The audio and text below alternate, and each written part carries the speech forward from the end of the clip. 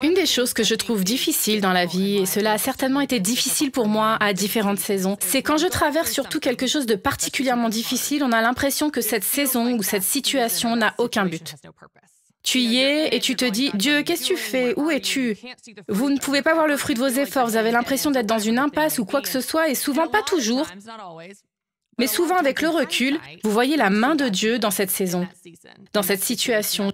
Je repense à mes années d'enfance, par exemple, ma mère était une mère célibataire. Elle a ouvert une boulangerie quand j'avais 6 mois, avec 64 $ à son nom pour m'élever et me soutenir. Et grandissant dans sa pâtisserie où elle m'emmenait à 2, 3 ou 4 heures du matin, je dormais sur des sacs de farine avant de retourner à l'école. En repensant à ces moments difficiles, ces matins très tôt, la lutte qu'on a vécue à cette époque, en tant qu'enfant, je n'aurais jamais pensé « Ah, ça a un but incroyable. Ça va être tissé dans quelque chose d'incroyable plus tard dans ma vie. » Mais cette expérience d'enfance est devenue ma passion pour aider les femmes à démarrer des entreprises. Ça a été la toile qui m'a permis de faire tout ce que j'ai fait avec la boutique d'affaires. Et donc, tu vois, cette connexion, il y a tellement de situations dans ma vie. L'époque, ça ressemblait à un échec. Ça m'a donné l'impression que ça n'avait pas de but. Je repense à l'université. J'ai senti le Seigneur me demander de commencer un ministère de femmes et j'ai demandé à mes amis de siéger au conseil. J'ai postulé pour être une organisation officielle de mon université. Nous allions avoir notre première réunion. J'avais déjà la vision pour ça. Comme si ça allait être pour 500 personnes. Ça allait être incroyable et changer la vie de nombreuses personnes. Dieu me l'avait dit. Et ça allait être un succès, je pouvais le voir.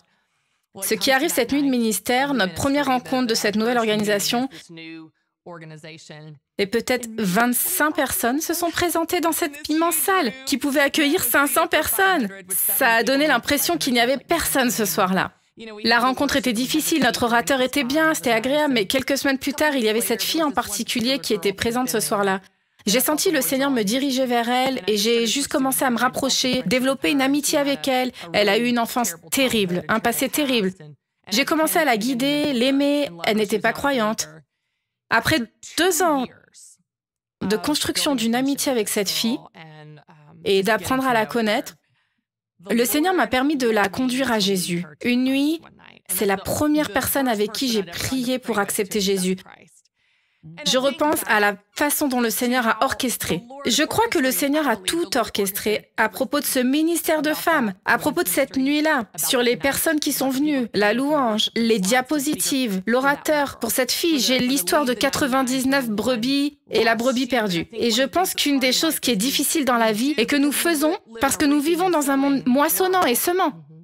Nous avons tendance à ne juger que par le succès du monde parfois. Et il pourrait y avoir quelque chose que nous qualifions d'échec, que Dieu dira que c'était le plus grand succès au monde. Et ainsi, parfois, nous le voyons avec le recul. Parfois, nous pouvons regarder en arrière et se rendre compte, ah, c'était un succès parce que... Et d'autres fois, nous ne savons jamais, avec cet exemple. J'ai beaucoup d'exemples où j'ai eu l'impression que c'était un échec. Et je ne sais toujours pas ce que Dieu faisait pendant cette saison. Je pense que ce qui est difficile, c'est de maintenir ces 2 vérités. Oui, nous vivons dans un monde moissonnement et semant. Nous devrions être de bons intendants et il y a une réelle mesure du succès que nous verrons dans les chiffres qui apparaissent quand nous sommes fidèles et portons du fruit, comme nous en avons parlé il y a quelques jours. Mais il y a aussi pas seulement ça. On pourrait voir quelque chose qui, selon nos standards, est un échec et Dieu dira « Tu ne sais même pas à quel point c'est un énorme succès. » Je suis curieuse de votre part. Avez-vous déjà eu une situation comme celle-là où vous pensiez que c'était un échec et Dieu dit non? Vous ne savez même pas ce que j'ai fait. Je ne pense pas que nous puissions dire à Dieu à quoi ressemble le succès. C'est ce que je pense, non? Et je comprends exactement ce que tu dis, Christy. Et il semble que dans les moments les plus sombres, cette nuit-là, il n'y a eu que 25 personnes. Et cela a dû être très décourageant. Et c'est dans ces moments que nous ne devons pas perdre espoir. Et je crois que si nous faisons ce que nous sentons que Dieu nous appelle à faire, alors comment pouvons-nous échouer avec cela? Comment pouvons-nous échouer en marchant par la foi? Et si vous échouez, vous avez l'impression de tomber en avant parce que Dieu va toujours voir cela comme la foi. Et il est toujours. La foi est comme la gravité. C'est une loi de la gravité. C'est vrai, elle ne échouera pas. Et si je jette mon stylo en l'air, il va redescendre. Et ça, c'est la foi. La foi ne peut pas échouer.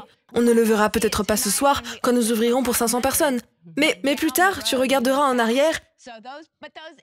Mais c'est probablement l'une des nuits les plus décourageantes que tu aies jamais vécues dans ta vie. Mais Dieu voulait que tu sois là. Et je pense que cela nous arrive à tous. Et rien n'est gaspillé, non? C'est ce qui est si drôle, même quand je pense à notre Non, conversation. rien n'est jamais gaspillé. Alors je réfléchissais à notre conversation d'aujourd'hui, j'ai senti le Seigneur me rappeler pour la première fois de ma vie, « Hey Christy, c'était le premier événement que tu avais planifié. Savez-vous ce que je fais maintenant dans le cadre de mon activité?